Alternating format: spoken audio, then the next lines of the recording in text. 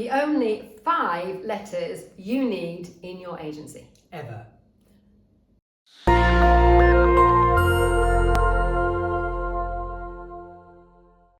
Hi, we're Sam. And we're Phil.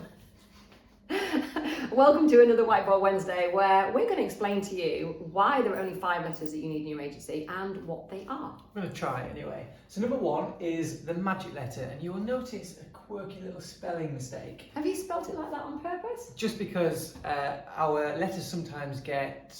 In the wrong hands? Yes, and... Resold. This way, you can't resell it, unless you just change it back to magic, which is an option if you're thinking of it. Anyway, the magic letter is a letter that, ironically, we have taken from other people. We've taken inspiration from other people. It's an industry-wide sort of idea, isn't it? It's always been there. So the idea is that you talk to specific market, and our letter talks to a specific geographical area in terms of the market, and you tell them that you're going to be in that specific area. We call it valuation week. So if they like a half an hour chat about anything, whether it's inheritance tax, valuation purposes, or they're thinking of going to market in 10 years, whatever it may be. Or think about developing the house or making some significant changes. Then to get us in. And it's something that's relatively new, and we've had amazing results off the back of it, of both instructions and future contacts. I think why it works so well is the bar is low, isn't it, for them? They feel like, well, you're already in the area, so you might as well pop in, rather than I'm going to book a specific appointment with you. So I feel like for them it's a low commitment. And we might see that on the back of that, we're not going to get as many instructions converted, but on the front of it, we're getting more valuations, and that gives us more future opportunities. Yeah, we've used the buyer waiting, which is another letter previously, and that works really well to get in front of people, but it's very difficult to get instructions off the back of it, which is why we don't always use it. What we found in the early days of the magic letter is that we're getting instructions as well. Which is really good.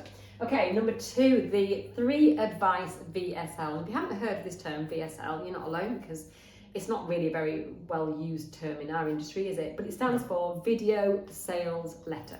Yeah, so it's a piece of direct mail in a video. Like this. Yeah, exactly. So you need to get your message across. You want to do it with your own personality and your flair and your values. Or lack of flair. Your presentation skills or lack thereof. And so what you're going to do is you're going to put a video together for a prospect. Yes. And the 3 bit has 2 quirky meanings. First one is that it's free if you say it incorrectly, like I sometimes do. And the second one is that you're going to give 3 pieces of advice, but small piece of advice that doesn't give them all the answers and just suggests you have a different angle of attack for the marketing of their home. So it might be the what and the why, but not the how. Yes. For example. Yeah. So it could be something as small as the floor plan isn't coloured, or you've got 10 bedrooms. The market for 10 bedrooms is quite small when you think about how we reposition that. Something like that. And what we should make it clear as well is letter 1, the magic letter, is to off-market properties, not on-market properties, and letter 2 is specifically for on-the-market properties. Yes, and these don't flow, so it's not, you don't send letter 1, letter 2, letter 3.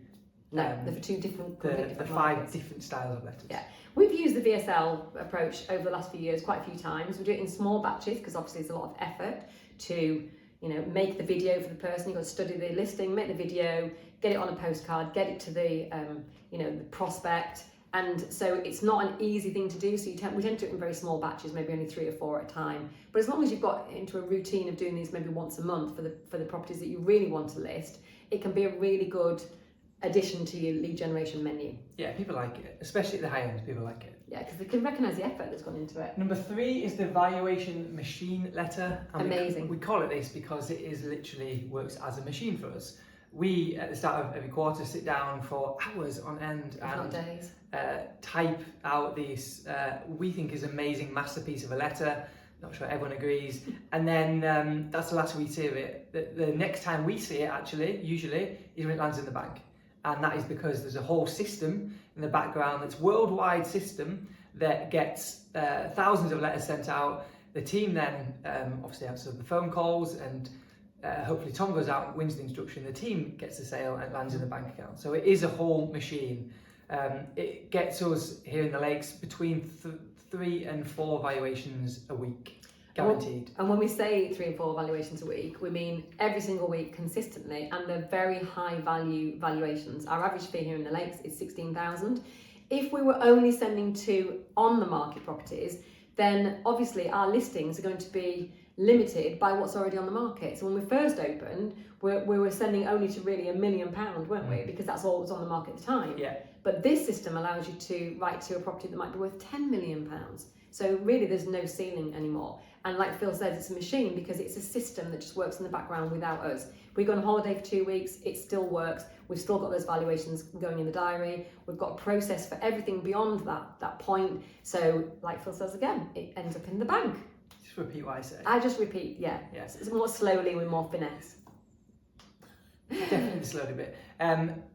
In my opinion, the most powerful asset you can have in estate agency. Full stop. What, you or the letter? Both. Number 4, the try again letter, sometimes called the withdrawn letter. We prefer the try again because that's the kind of premise of the letter. Would you like to try again? And this is for people who have tried to sell in the past, but for some reason there's no transaction online. Now it might be not true, it might have been a transaction that we can't see online, maybe it's not being registered properly, but more often than not, this is somebody who's just got fed up of the process of trying to sell. So maybe they're trying to sell for years and just decided, right, we've had enough, we're going to take it off the market. Or maybe they had a buyer and the buyer messed them around, and at the crucial moment they might have lost that buyer and they just feel, humiliated, disappointed, and they just can't face going through that process again. Yeah, and most people believe, probably correctly, that all agents are the same. There are 95% of agents are pretty much the same, whether you think it or not, and therefore sometimes the on the market letters can land on deaf ears. So the idea of the try again is to say, you've had your problems, we hear you, we understand how you feel. Look, this is how we've helped this other person, this is the position they were in, this is how they were thinking and feeling, just like you. This is what we did to help, and this was the results, and this is their life now. So you're taking them on a journey of somebody else's experiences, and hopefully they can plug in their own from there. It actually develops empathy, doesn't it? It shows that we understand how they feel, but without saying we understand how you feel, because if we show somebody else's story, that shows and displays more empathy. Yeah, empathy sells, sympathy doesn't. Oh, I like that, thank you. And the reason this works so well... it? No, I'm okay with that actually. I think you said it nice and clearly. Next podcast you'll hear it. With the Sam Ashdown copyright on it. The reason we think this works so well is very few agents do it. Very few agents take the time and the effort to go back through the right move last few years and go, actually, these houses didn't sell, let's write to them. Okay, number 5, jab, jab, jab, right hook. What is that all about, Phil? Well, thanks, Sam. Samantha actually didn't understand this, what a jab was. So no, I didn't. I had to show her if you can see. So the idea of a jab, jab, jab, right hook, if you haven't heard this term or you don't understand boxing, is the jab is a light touch, and then obviously the right hook is to try and knock someone out. So it's kind of like 1, 2, 3, whack. Yeah. So if we turn that into marketing or turn that into a letter, what we're trying to do, it's content, content, content. It's can I help? Can I help? Can I help? Can we work together? That's so the it's idea. give ask is the way of saying it. And we didn't invent this. This is the wonderful Gary Vee, who was on episode about 9, I think, of our podcast. And he's written countless books, and one of his books is called Jab, Jab, Jab, Right Hook. Yes, it's definitely stolen. But we tried to think about another name, and there wasn't another name that suited the idea. So we proudly stole it. Got inspiration yes. from it. And the reason this works is because many of you that are watching this are really good at the giving, and you're just doing give, and you're never asking. And some of you are really good at the asking, but you're never giving. And really the combination of the two works best together. And usually it's about 3 to 1, let's say. So give, ask, give, ask. And if you're Apple, you can just ask. And if you're, I don't know, Toyota, and you just had a major recall, maybe it's give. So you've got to have earned the right to be able to ask for the sell, and that really is what you do by doing the giving first. And it's one of the biggest challenges we see in industry, and it's probably a split we tend to see between men and women, where the women just want to help and forget to ask for the sale, or feel uncomfortable or awkward about asking for the sale, and the men forget to help and just ask for the business and try and go out and get the business. And usually that side will win if someone's just asking for business and the other side isn't. So make sure you remember to do both. But sometimes you can give, and then you'll see the listing go up with somebody else. Yeah. I've talked to many, as you say, many female agents that have done exactly that, you know, where they've gone, one of our clients used to do it actually, in Warwickshire, and she used to say, what can I help you with? Can I come around and give you a styling consultation for free? I've got, you know, these beautiful properties that you can go and see, because she's helping her with the search as well. And eventually it went on the market with a different agent, and she's like, what went wrong? I said, you did all the giving, but you forgot to ask. So that's why it works. So what is the letter then? Good question. I was Thank going to you. skip that bit. The letter is to properties that are on the market, so otherwise known as the on the market letter. It's a but on the market is too broad a term, isn't it? That's just the market, it's not the actual letter.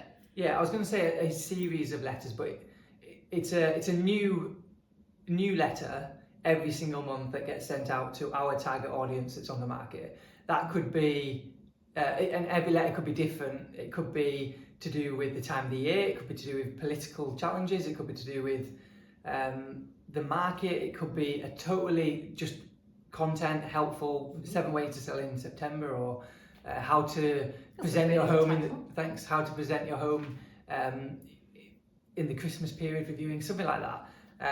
But each time it's totally different. So they're not evergreen, they're usually related to the season we're in, or the fact there's a budget, or whatever it is at that particular time.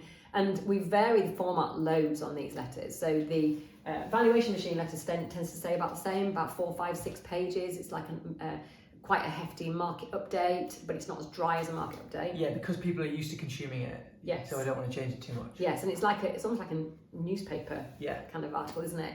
And whereas the on the market letters, the jab, right hook, we can really play around with this format. So I think a few months ago you sent out something that looked like an old-fashioned recipe, which did really well. So when you open it, it looked like parchment paper. It's great. We've also sent out just a very plain and simple invitation with nice scrolly gold writing.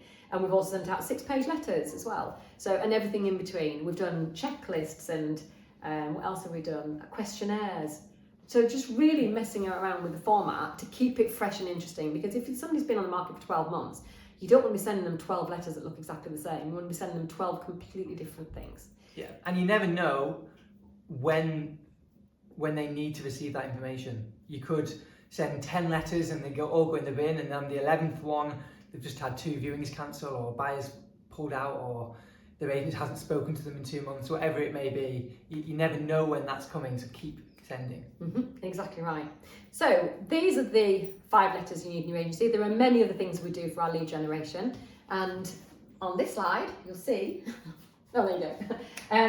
This is where we share and distribute all this kind of information and show you actual real life examples, and also take you through some case studies and how it could work for you and your agency to help you implement these strategies for you specifically. So we run lots of mastermind events. Some of these are free, some of these are paid. Webinars, workshops, behind the scenes days here at Ashdown Jones, also mastermind days and 2 and 3 day retreats. And all you need to do to find out when the next one is and whether it's suitable for you is go to ajmastermind.co.uk/events. If you want to talk to somebody here in the team about what type of event is going to be best for you and your specific challenges, give us a call, 0153944 40892, or you can message me or Phil directly, or send me an email at sam@ajmastermind.co.uk. But however you get in touch, we'll be really glad that you did. And thank you very much for watching, and we'll see you soon. Bye.